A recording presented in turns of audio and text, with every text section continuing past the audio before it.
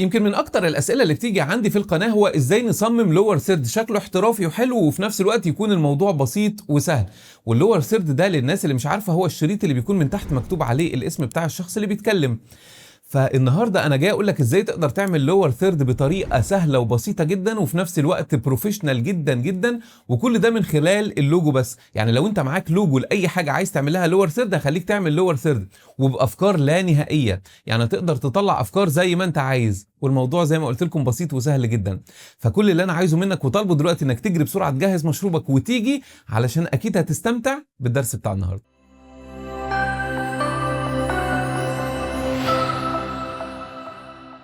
يا اهلا بيكم يا شباب. تعالوا النهارده اقول لكم ازاي تقدروا تريحوا دماغكم تماما من فكره اللور ثيرد. انا هخليك ترفع اللوجو اللي انت عايزه، والذكاء الاصطناعي هو اللي يعمل لك اللور ثيرد من نفس التفاصيل بتاعه اللوجو اللي انت بترفعه. انت متخيل؟ يعني انت مش هتتعب تاني في اللور ثيرد ولا تفكر ولا تعمل اي حاجه، انت بضغطه زرار هتخلص اللور ثيرد بتاعك. واللور ثيرد ده للناس اللي مش عارفه هو الجزء اللي بيكون موجود من تحت في الشاشه مكتوب عليه اسم الشخص اللي بيتكلم والتخصص بتاعه.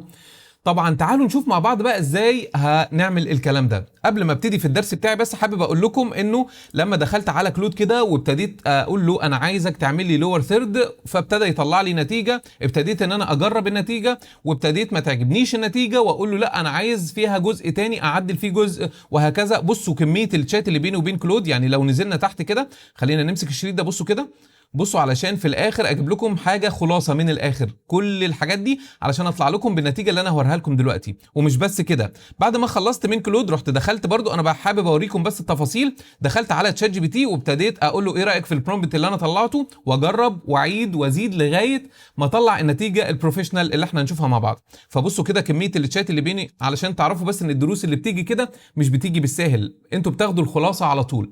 وعلى فكره برضو هسيب لكم لينك هيكس فيلد طبعا اللي انا هنفذ عليه كل الكلام ده في صندوق الوصف مع البرومبتس كلها اللي انا بستخدمها، هتاخدوا الخلاصه كده وتستخدموها على طول. تعالوا كده ندخل في الدرس بتاعنا بقى ونشوف يعني هنطلع اللور ثيرد ده ازاي.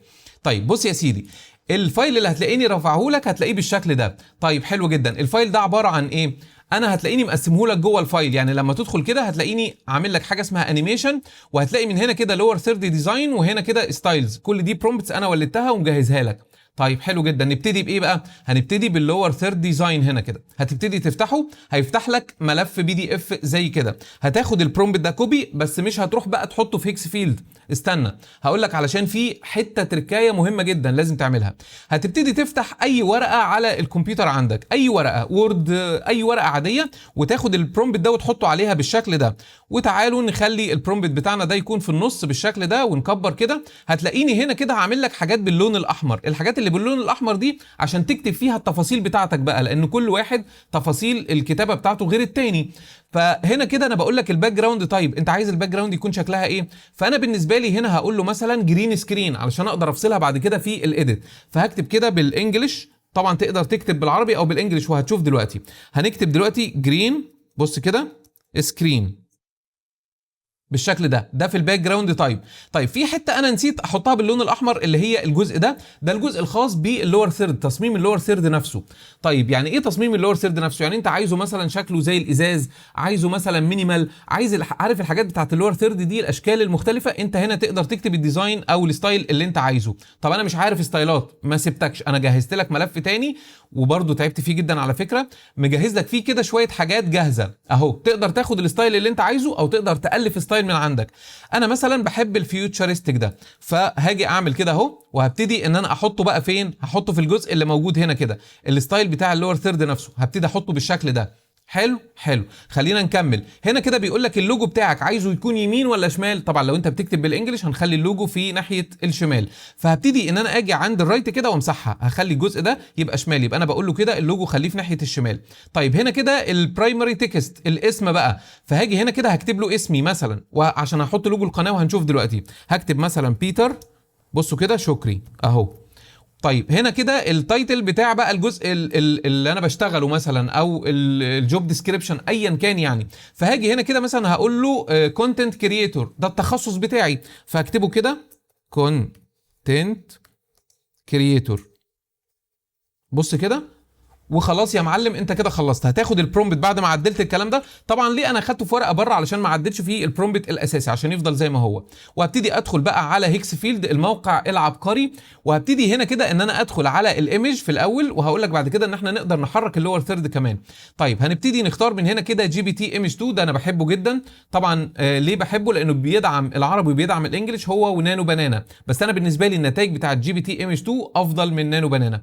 فهبتدي ان انا ادخل عليه بالمنظر ده، وهضيف له هنا كده البرومبت. طيب فين اللوجو؟ هنبتدي نضيف اللوجو. فهجيب اللوجو بتاع القناه بتاعتي، بص كده، وكل لوجو هيطلع لك لور ثيرد على شكل اللوجو اللي انت بتضيفه له. دي بقى الميزه اللي انا جايبها لك.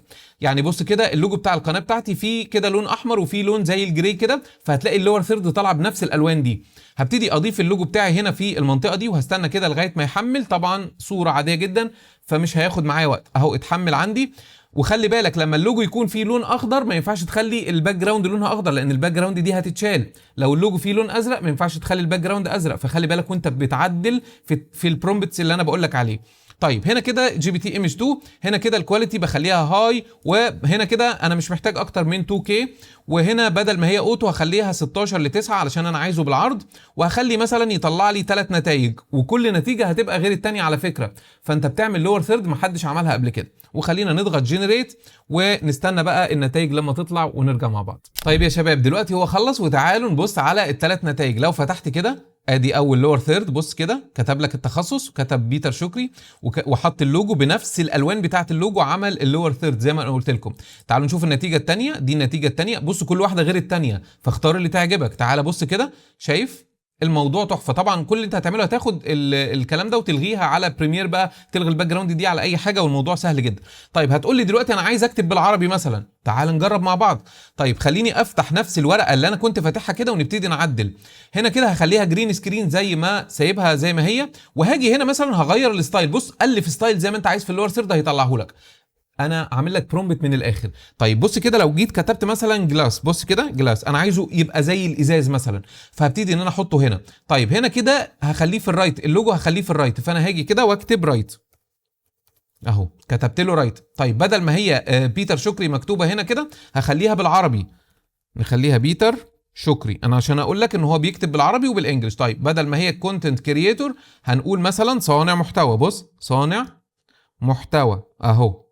طيب خلينا ناخد البرومبت بعد ما عملنا الكلام ده اهو، بعد ما عدلنا التعديل ده، وهنسيب اللوجو زي ما هو هنا، وهنبتدي نحط البرومبت بتاعنا بالشكل ده.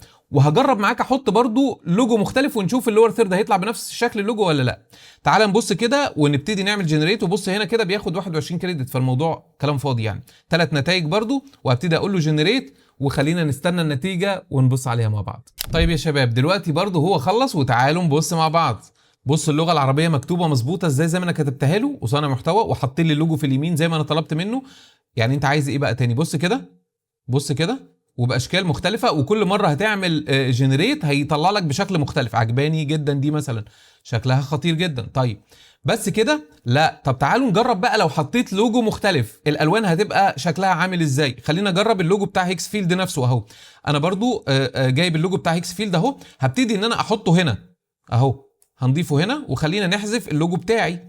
طيب طبعا انا هغير البرومبت ده، فهبتدي ان انا افتح برضو نفس الورقه بتاعتنا، هنخليها جلاس زي ما هي، انا عجبني جدا هنا. وهنا بقى مش هينفع جرين سكرين، انا هخليها بقى بلو، لانه اللوجو نفسه لونه اخضر زي ما انا قلت لكم. فهنكتب كده بلو، بص بلو اهو سكرين بالشكل ده. وهاجي في الاسم طبعا هخليه برضو في الليفت اهو، ليفت بالاي او بالاي، اعتقد بالاي، مش فاكر ليفت بالاي ولا بالاي. طيب خلينا نيجي هنا كده ونكتب هنا هيكس فيلد مثلا، ايا كان يعني هو هيفهمني، هيكس فيلد بالشكل ده. وهاجي هنا كده واكتب مثلا بيست اي اي ويب سايت، بص كده. وخلينا ناخد البرومبت بتاعنا بالشكل ده، ونيجي هنا كده. طبعا انا غيرت الكلام وحطيت لوجو هيكس فيلد، فتعالوا نشوف، نعمل جنريت ونستنى الثلاث نتائج اللي هيطلعوا. ودلوقتي هو خلص، وتعالوا نبص، بص كده واخد من نفس الروح بتاع اللوجو ازاي، وعمل شكل جديد تماما زي ما احنا شايفين. بصوا شايفين الموضوع خطير جدا جدا. تحفه، كل مره هيطلع لك شكل مختلف عن التاني. طيب مثلا عجبتني حاجه زي كده، عجبني لور ثيرد زي كده. طيب كل اللي انت هتعمله هتيجي تضغط على الداونلود اللي موجوده هنا، فهيبتدي كده يقول لك بريبيرنج ويبتدي ان هو يحمل الكلام ده. طيب حملها. لو انا عندي بقى اي برنامج مونتاج اهو، خلينا نجرب، انا برضو ماشي معاك خطوه بخطوه وهقول لك ازاي دلوقتي. انا مش سايبك برضو، هخليك تحرك اللور ثيرد. بص كده انا جايب فيديو زي كده اهو، هبتدي ان انا اجيب اللور ثيرد بتاعتي اتحطت في الداونلود اهي، وهبتدي ان انا اعمل كده اهو، وهبتدي اضيفها هنا. طيب حلو جدا، عايز الغي اللون الازرق، كل اللي انا هعمله ان انا هدور في الافكتات على الترا كي اللي احنا بنشيل بيه اللون بتاعنا، الترا كي اللي هو بتاع الكروما يعني. هبتدي اضغط عليه بالشكل ده، وهاجي على العلامه دي وهبتدي ان انا اعمل كده اتشال اهو بمنتهى البساطه. لو جيت هنا كده خليته مثلا اجريسيف هيبقى الموضوع اشيك بكتير، وتقدر بقى تصغر اللور ثيرد بتاعك وتقدر تحطه في اي مكان. يبقى اكتب اللي انت عايزه واعمل اللي انت عايزه. بص كده شياكه بمنتهى البساطه، انا رفعت له اللوجو وحطيت له بس البرومبت، الموضوع خلص. طيب عجبني الكلام ده وعايز احرك بقى، برضو انا مش سايبك. بص كده انا عملت لك برومبت تاني للتحريك اهو، لما تطلع بره كده هتلاقي الجزء ده اللي هو الانيميشن. فعندك هنا كده في سيمبل وسيمبل 2 وفي 3 دي وفي 3 دي 2، لو انت عايز تحركه حركه بسيطه، وطبعا ده نوعين من الحركه البسيطه وده نوعين من حركه ال 3 دي. طيب احركه ازاي؟ عن طريق موقع هيكس فيلد برضو. لو جيت دخلت على فيديو من هنا كده، انا بحب سيدنس 2 تمام، فهبتدي ان انا ادخل على سيدنس 2 كده، وهبتدي بقى ان انا ارفع له اللور ثيرد اللي انا نزلته دلوقتي. فهبتدي ان انا اعمل كده واجي هنا كده واقول له ابلود، وابتدي ادخل على الداونلود بتاعي وارفع له اللور ثيرد بتاعي بالشكل ده، سواء عربي بقى انجلش زي ما انت عايز. طبعا علشان هو صوره فمش هياخد وقت، الموضوع هيكون سريع معايا جدا. بصوا كده مش هياخد وقت خالص اهو، مجرد ما اتكلمنا كلمتين كده هتلاقي على طول اللوجو اترفع، سوري اللور ثيرد اترفع، وهنا كده بيعمل تشيك عليه علشان يتاكد انه ما عليهوش حقوق ملكيه وانه ده انت اللي عامله.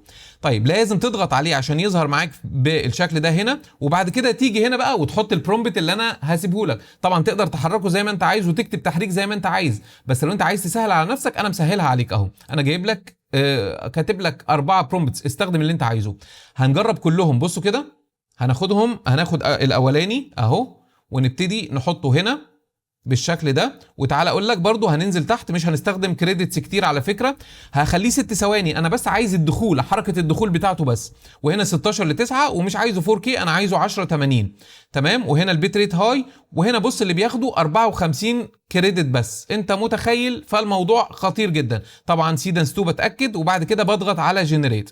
طيب خلينا برضو نجرب اللي بعده اللي هو سيمبل 2، هناخده برضو بالشكل ده عشان يحملوا كلهم مع بعض، وهبتدي ان انا احطه هنا وابتدي احطه بيست ونفس الاختيارات بتاعتي واقول له جنريت. وتعالوا نجرب ال 3 دي اهو، نبتدي ناخد ده. انا بجرب كل حاجه قدامكم ومش خساره فيكم الكريدتس اللي عماله تتحرق دي تمام. بص كده معايا واقول له برضو جنريت، وتعالوا ناخد اخر واحد. طبعا الحركه دي بترجع ليك برضو، تقدر تتحرك زي ما انت عايز.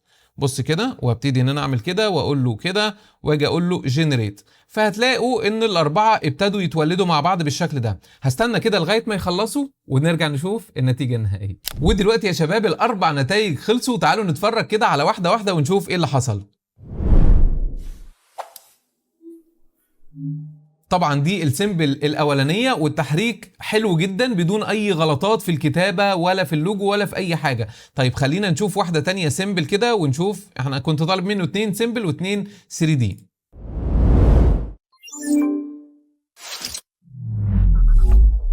يعني دي في الاخر حلوه بس في الاول طلعت كبيره قوي. طبعا نقدر نصغرها في الايديت عادي، ولكن تقدر كمان تولدها مره ثانيه فهتطلع لك بشكل مختلف. دي السيمبل رقم 2. طيب خلينا نشوف ال 3 دي رقم 1 كده. تحفه جدا، فظيعه جدا بالساوند افكت. طبعا انا قايل له في البرومبت لما كنت بعمل شات بيني وبين كلود، كنت بقول له ان انا مش عايز ميوزك، انا عايز بس ساوند افكت علشان نقدر نستخدمها في اي برنامج بدون اي مشاكل. طيب تعالوا نشوف ال 3 دي رقم 2. يعني برضو طلعت كبيره، نقدر ان احنا نصغرها او نقدر برضو نعيد توليدها مره تانية. بس اللي عايز اقوله لكم ان انتوا تقدروا بقى تبدعوا زي ما انتوا عايزين وهتطلعوا نتائج كل مره مختلفه، ومفيش حد هيطلع اللور ثيرد ده طبعا، لانه حتى الذكاء الاصطناعي مش كل مره بيطلع نفس النتيجه. فانت كل مره هتعمل فيها لور ثيرد هيطلع بشكل مختلف تماما. طبعا يا شباب اتمنى ان الدرس بتاع النهارده يكون عجبكم، ولو عجبكم يا ريت نضغط لايك على الدرس ده ونشيره في وسائل التواصل الاجتماعي علشان الكل يستفيد. وعايزك تنزل وتكتب لي كومنت، هل الحاجات دي بتعجبك والافكار دي بتعجبك واكمل في الكلام ده ولا لا؟ سواء الافكار عجبتك او ما عجبتكش انزل اكتب لي كومنت. وطبعا اللي لسه ما اشتركش في القناه انزل دلوقتي اشترك في القناه وفعل زرار الجرس علشان يوصلك كل الفيديوهات الجديده. شكرا لكم يا شباب، واشوفكم في درس جديد.